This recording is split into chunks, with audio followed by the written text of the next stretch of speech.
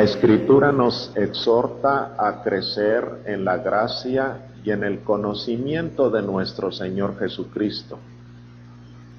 La gracia se refiere a todos los favores inmerecidos que Dios nos hace. Crecer en esa gracia es crecer en la comprensión de los propósitos divinos, que nos envía regalos a las veces que no son reconocidos, todo lo suficiente que deberían de ser agradecidos. A las veces renegamos de algunas cosas que la gracia de Dios permite en nuestra vida, que aunque dolorosas en algún momento, tienen propósitos de enriquecernos grandemente en lo espiritual. Crecer en la gracia de nuestro Señor Jesucristo es penetrar en las formas y métodos que el Hijo de Dios utiliza para enriquecer más nuestra vida, para mejorarla y para cumplir su propósito eterno e infinito en proyección en nuestra vida. Crecer en el conocimiento de nuestro Señor Jesucristo nos anima a crecer en la comprensión de esa personalidad de infinitos matices.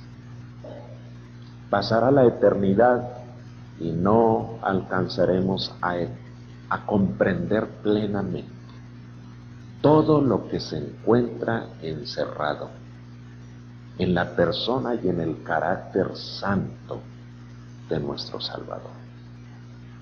El apóstol Pablo, escribiéndole a los colosenses, dice que en Cristo se encuentran encerrados todos los tesoros de la sabiduría y del conocimiento, y que nosotros, los creyentes, estamos completos en Él. No necesitamos de ninguna otra cosa más.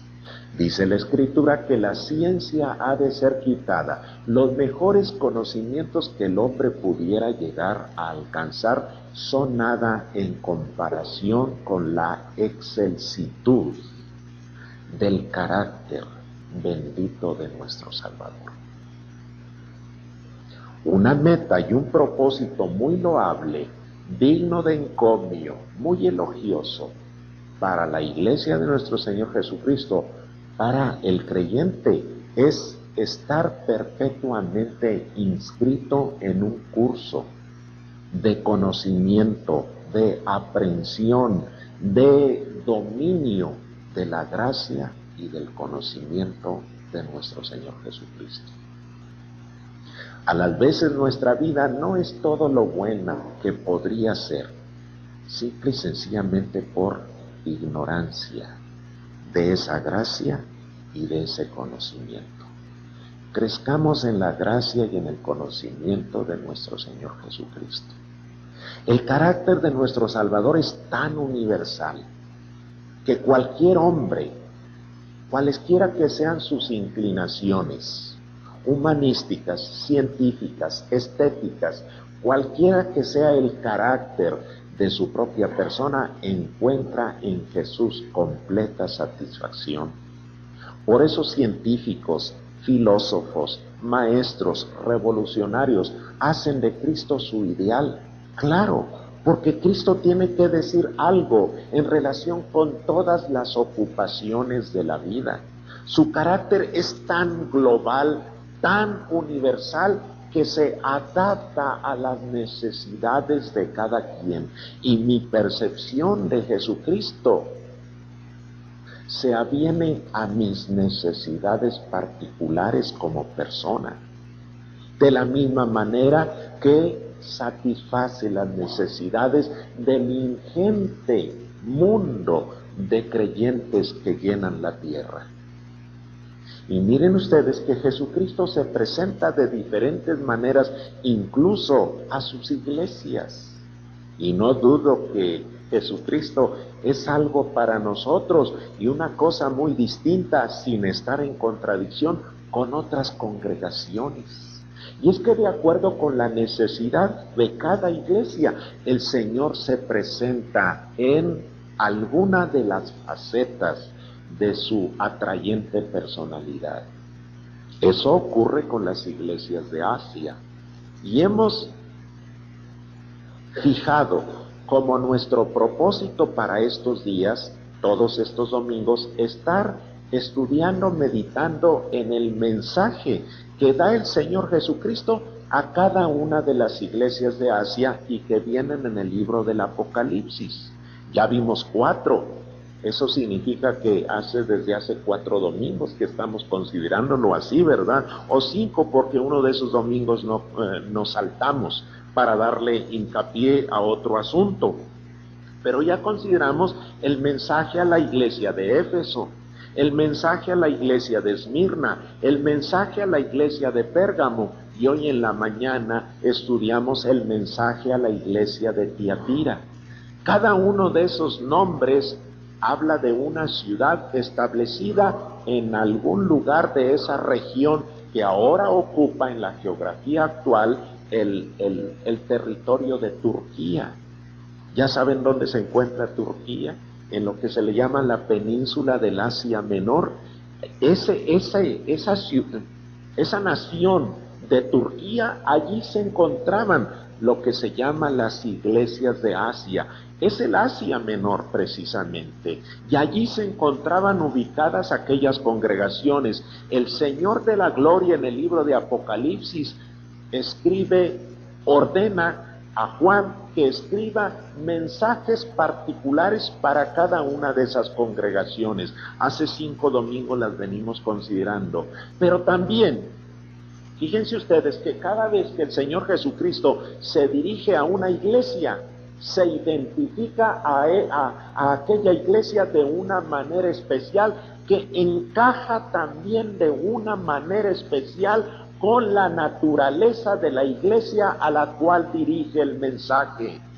Y eso nos ayuda a nosotros a crecer en la gracia y en el conocimiento de nuestro Señor Jesucristo. Por ejemplo, a la iglesia de Éfeso se identifica de la manera siguiente: el que tiene las 7 estrellas en su diestra, el que anda en medio de los candeleros. Así se define Jesucristo. Ya estudiamos por qué, el significado que tiene este título: el que tiene las 7 estrellas en su diestra, el que anda en medio de los candeleros. Claro, porque Éfeso era una iglesia que había olvidado su primer amor.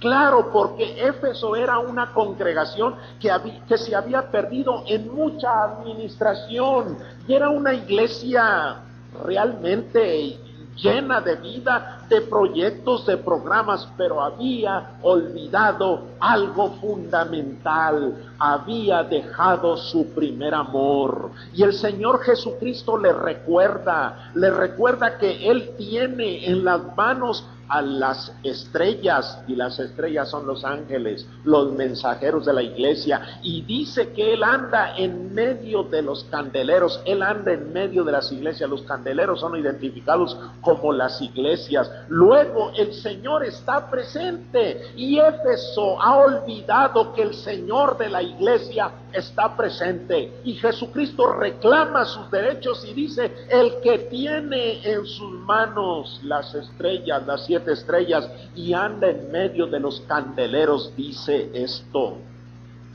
Es otra la manera como se presenta ante la iglesia de Esmirna: el primero y el postrero, el que estuvo muerto y vivió.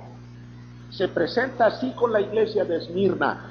La iglesia de Esmirna era pobre en el aspecto material, pero era rica en lo espiritual. Se le anuncia tribulación y persecución, y el Señor la aquieta y la consuela diciendo: yo soy el primero y el postrero, yo soy el todo, no tengas ningún temor acerca de lo que te va a pasar. Yo soy el que estuvo muerto y vivió. Conozco lo que es la muerte. No tengas tu temor, incluso si mueres por mi nombre. Sé fiel hasta la muerte, y yo te daré la corona de la vida. A Pérgamo se presenta como aquel que tiene la espada aguda de 2 filos. Claro, porque en Pérgamo había una situación que era necesario arreglar. Y para eso se necesita la espada de separación, la espada de justicia, la espada que habla acerca de algo que se necesita hacer en la congregación. Han entrado a aquella iglesia gentes con doctrinas y prácticas erróneas, y Jesús se presenta como aquel que tiene la espada de 2 filos, aguda espada de 2 filos en la mano. Aquí encontramos que a la iglesia de Tiatira se presenta como el Hijo de Dios, el que tiene ojos como llama de fuego y pies semejantes al bronce bruñido. Figuras cada una de ellas muy atractivas, muy interesantes. ¿Qué significa eso? La iglesia de Tiatira es una iglesia próspera, poseedora de indudables virtudes y gananciosa en el ámbito de lo espiritual. Es una iglesia a la que le ha ido bien. La prosperidad es muy peligrosa. Yo no digo que hay que huir de la prosperidad. El intelecto del hombre, la naturaleza humana está arreglada para buscar la prosperidad. Creo que es una cosa muy buena, muy noble, buscar estar mejor que en épocas anteriores. ¿A quién le gusta estar mal? ¿A quién le gusta estar careciendo de todo siempre? ¿Quién no anhela momentos de abundancia, de comodidad, de prosperidad, de que todo lo que hace le sale bien? Este es un deseo muy natural, nada pecaminoso, pero cuidado con la prosperidad, adormece. Es un narcótico que se entra suavemente, la gente se apoltrona, la gente se vuelve orgullosa, la gente se olvida de sus humildes orígenes, la gente se atribuye a sí mismo la capacidad y las virtudes de haber logrado algo. Esto lo conseguí con mi propio esfuerzo y me costó a mí y lo tengo porque soy bueno en mi línea de acción. ¿Y Dios? ¿Qué papel juega Dios en todo esto? Las cosas se estaban dando tan bien en Tiatira que ni siquiera por aquí les pasa la influencia negativa que un miembro de su congregación está realizando.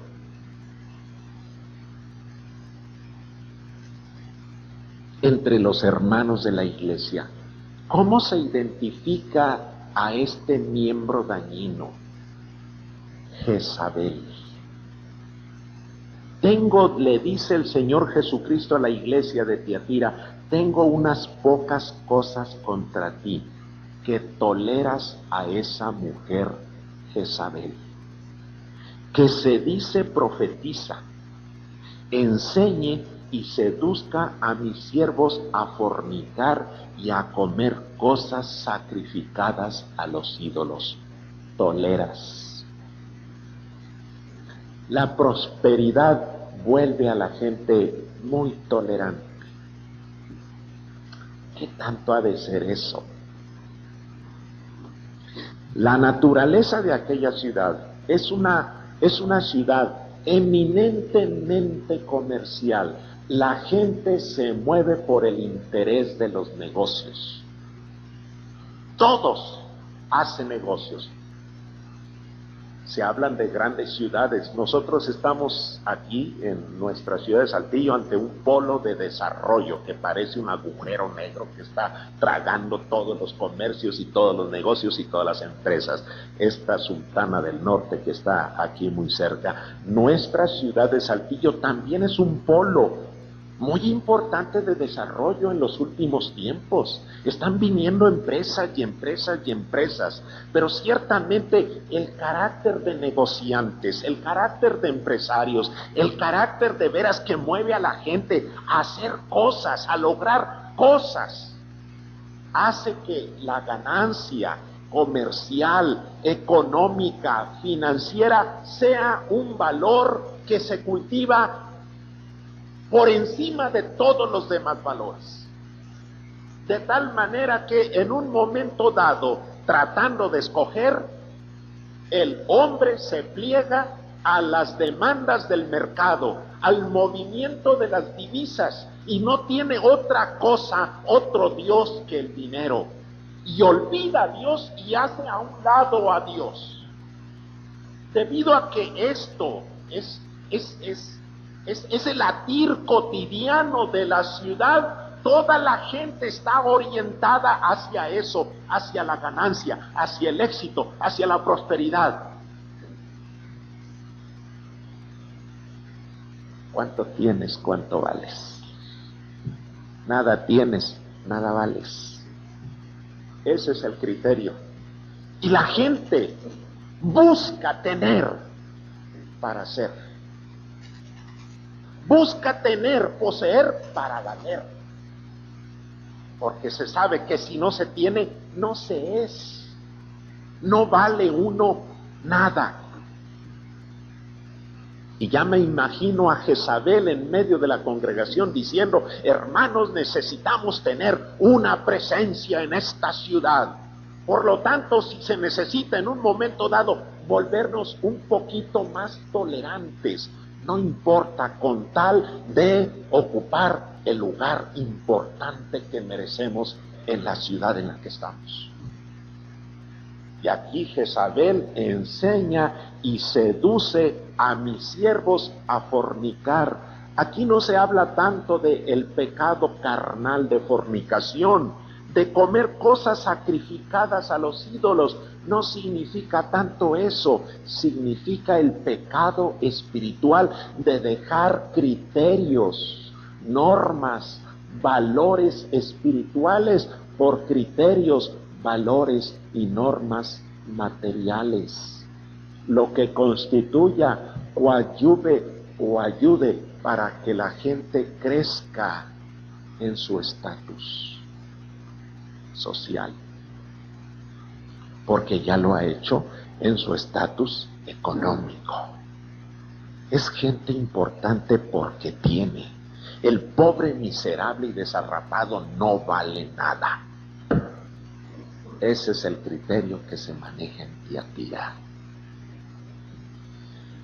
Y los hermanos en la iglesia pudieran sentirse de veras orillados a presentar un frente común en este carácter general de la ciudad para marcar la diferencia que hay con la gente, que tiene como valor fundamental la ganancia y la prosperidad económica. Pero el daño que se está haciendo en la congregación es que hay una mujer. Es esta Jezabel que aboga porque la iglesia no sea tan fanática, porque la iglesia no sea tan así, tan dura. Hay que abrirse un poquito, hay que contemporizar, hay que llegar allá y entonces de tal manera que la gente entre a nuestra congregación, no se sienta mal y tampoco los miembros de la congregación se vuelvan tan encerrados en ellos mismos. Hay que participar, hay que alternar en la sociedad y beber la copita y estar en el bailecito y en la kermés y aquello y lo otro y lo demás allá. ¿Y los principios cristianos qué? ¿Qué los principios cristianos? Tiatira era una ciudad muy próspera. Tiatira era una ciudad muy próspera, quizá en lo económico, pero también en lo espiritual. En lo económico porque estaba formada por gente que eran miembros de la iglesia, pero también gente de allí de Tiatira, quizá empresarios, quizá negociantes. Estaban muy bien. Y en lo espiritual también el Señor les habla acerca de obras, servicio, amor, fe, paciencia. Tus obras postreras son más que las primeras. Vaya, está muy bien. Pero la prosperidad es engañosa. La prosperidad narcotiza. Y aquella iglesia podía sentirse que estaba bien y buscar las satisfacciones de afuera. A esta iglesia Jesús se le presenta en una triple naturaleza. En primer lugar, una naturaleza divina, el Hijo de Dios. El Hijo de Dios. ¿Cuál es la norma de conducta para la gente que habita en Tiatira? El negociante con éxito.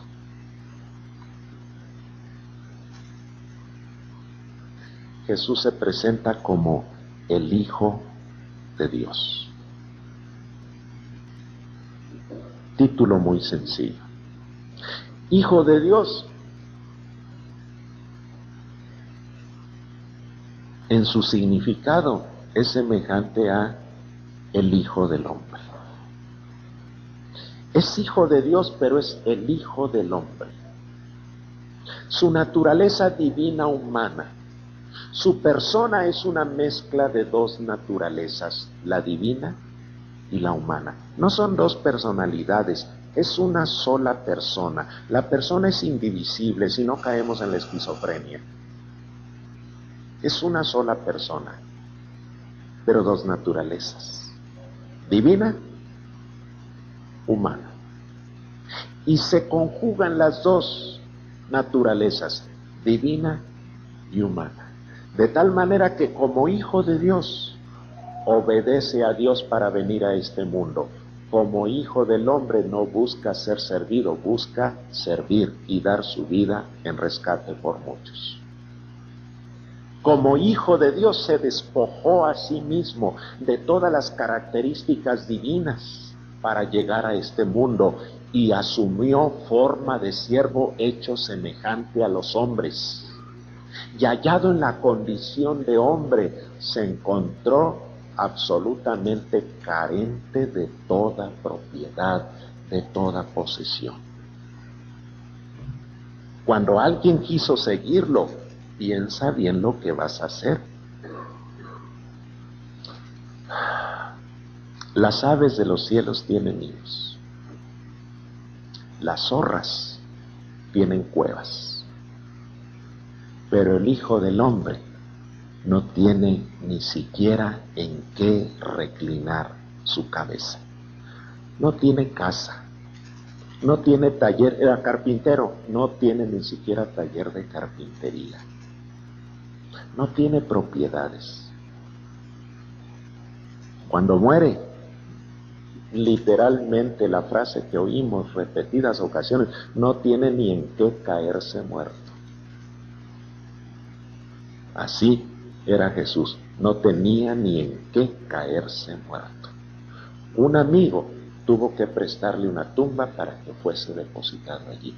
La única posesión que se supo que tenía era una túnica de un solo tejido, sin una sola costura, y esa se la despojaron al llegar a la cruz del Calvario, y para no cortarla, se la jugaron a las suertes los soldados. ¿Qué tenía? Nada. A esta iglesia que está empezando a ser engañada y seducida para que busque la prosperidad material, económica y financiera, se presenta Jesucristo como el Hijo de Dios. teniéndolo todo, pero renunciando a todo. No tuvo por su usurpación ser igual a Dios, dice, como cosa a que aferrarse, sino que se despojó a sí mismo. Y esta iglesia de Tiatira se siente grande, porque alterna en la ciudad de Tiatira con los grandes de la ciudad. Y está siendo engañada y seducida por Jezabel para que vaya y busque un lugar preponderante en la sociedad. No importa que tenga que contravenir principios, criterios y normas cristianas. El propósito es contemporizar con el mundo, abrir las puertas para que entre el mundo y lograr un título que el mundo le puede dar, por ser progresista, por ser muy moderna, por ser esto, por ser lo otro, por ser lo aquello y lo de más allá. Ante esta iglesia, Jesucristo se presenta como el Hijo de Dios, con derecho a tenerlo todo, y sin embargo renunciando a todo por amor de los hombres. Creía hacer algo esta congregación y había logrado grandes cosas en el terreno de lo espiritual, pero estaba a punto de perderlo todo porque estaba haciendo caso de la voz engañosa de una mujer mala, Jezabel, que le engaña y le seduce para buscar un lugar importante en el mundo.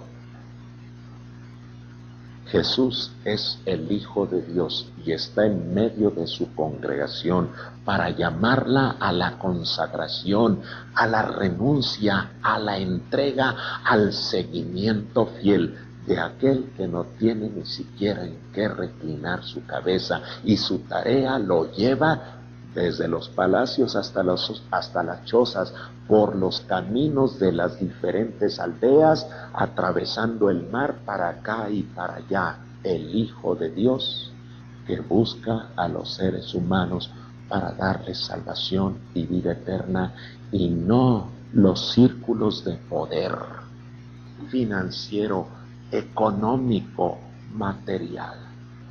Ayúdenos el Señor para comprender esta verdad. Pero además se presenta Jesucristo como el Hijo de Dios, pero también como aquel que tiene una mirada penetrante. Dice aquí que es el Hijo de Dios el que tiene ojos como llama de fuego. Ojos como llama de fuego. Y esta es la figura que se utiliza para hablar de una mirada penetrante que alcanza a profundizar en las cosas más íntimas del corazón. Nuestro Señor Jesucristo ya reveló, dice que no tenía necesidad de que nadie le dijera nada, porque Él conocía lo que había en el hombre. No es posible tampoco acudir ante el Señor Jesucristo haciéndonos pasar por algo, porque Él conoce. Él conocería de inmediato el propósito de engañarlo, y Él no puede ser engañado por nadie. Ante Él nadie puede pronunciar una mentira sin que sea conocida. La naturaleza falaz de cualquier afirmación que sea mentira. ¿Por qué? Porque es el que tiene ojos como llamas de fuego. Él conoce la situación en la congregación. Él sabe cuál es la situación en la congregación. El evangelio moderno de contemporizar con el mundo, y qué moderno, pues es tan antiquísimo como el mundo. La verdad de las cosas es que esto siempre se ha intentado, hacer que la iglesia abra sus puertas para dar lugar a los valores del mundo. Y ha sido una lucha perpetua, continua y constante como congregación, mantenernos fieles a los principios fundamentales de la palabra de Dios. Hay veces que Algunas gente nos dicen, hay que liberalizar un poquito todo esto a fin de que entre la gente, luego se asusta, dicen, de tanto fanatismo. Luego no encuentran atractivos las formas en que la iglesia se conduce y lleva adelante su vida cristiana. Hay que hacer un poquito más ancha la manga para que entre gente y llegue y se quede aquí, porque no les ponemos normas mediante las cuales la gente las acepte y llegue a ser de Cristo. Sí, una experiencia espiritual diluida con visos de paganismo. Congregaciones así las hay por montones. Pero Jesucristo sigue siendo el mismo, que tiene ojos como llamas de fuego. Él conoce, Él sabe la condición y detecta el mal y el daño que ese espíritu y ese criterio está causando a la congregación. Dios nos ayude para detener toda influencia extraña que pudiera en algún momento dado hacer que la iglesia adopte las normas de este mundo para volverse más popular, para lograr que mayor número de gente venga, porque la iglesia ha abatido sus estándares de santidad, de pureza, de exclusivismo, para que entre más gente.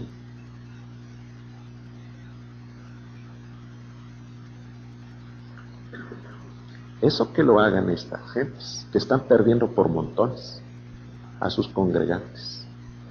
Desde Juan 23 a la fecha es fecha que no acaba. El proceso de ayornamiento, es decir, la iglesia hay que ponerla al día, hay que ponerla al día, hay que ponerla en la escritura.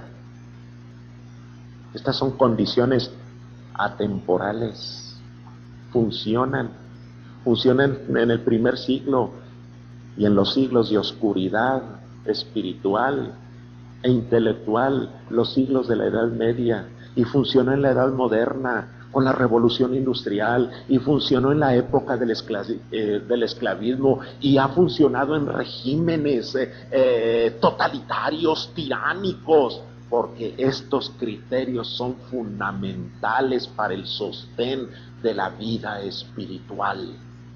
Líbrenos el Señor de caer en ese tipo de contemporizaciones, y para eso tenemos a nuestro favor presente en nuestra iglesia al Hijo de Dios, el que tiene ojos como llama de fuego.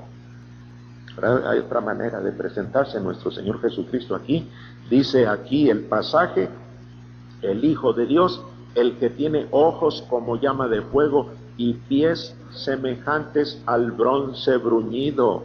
Esta figura ilustra siempre la posición firme y sólida respecto al criterio que se ha de seguir para normar la conducta. Los pies bruñidos como de bronce bruñido hablan acerca de la posición de justicia que tiene nuestro Señor Jesucristo. El criterio de verdad es la persona misma de nuestro Salvador. No es el hombre la medida de todas las cosas, es nuestro Señor Jesucristo la medida de nuestro crecimiento espiritual. Hemos de buscar, hermanos, no contemporizar con el mundo, hemos de buscar agradar al Hijo de Dios, al que tiene capacidad para discernir lo verdadero que hay en espíritu de adoración en el corazón de los hombres y en el corazón de la iglesia, porque tiene ojos como llama de fuego, aquel que se encuentra en una posición inamovible.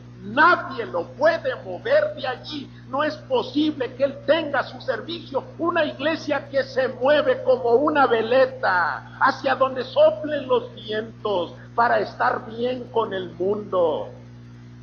Por eso él se presenta como una figura inamovible. Nadie lo puede mover. pobre congregación la que se aparte de este criterio. Una de las advertencias que nuestro Señor Jesucristo hace es que quitará el candelero de tu lugar.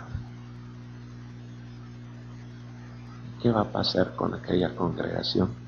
Desaparece su testimonio, perdida en la vorágine de este mundo, siguiendo la forma de este mundo y no la manera como Cristo tiene para presentar distancia. Es que ustedes son ustedes y nosotros somos nosotros. Queda claro que no estoy hablando acerca de cierre las puertas y que no entre nadie. Está prohibido salirse. No estoy hablando de eso. Eso significaría irnos a una isla, a otra parte, al cerro, al desierto, a la montaña. Pero sí actuar de tal manera en el mundo que pueda notarse la diferencia radical, de raíz, de esencia, que hace que seamos diferentes los de adentro con los de afuera. Estamos en el mundo para bendición del mundo. Dejaremos de ser bendición para el mundo cuando nos adaptemos al mundo. ¿Qué mensaje podemos presentar al mundo cuando somos igual que ellos? Hemos de mantener la radicalidad de nuestra experiencia cristiana a fin de que seamos una opción para el mundo.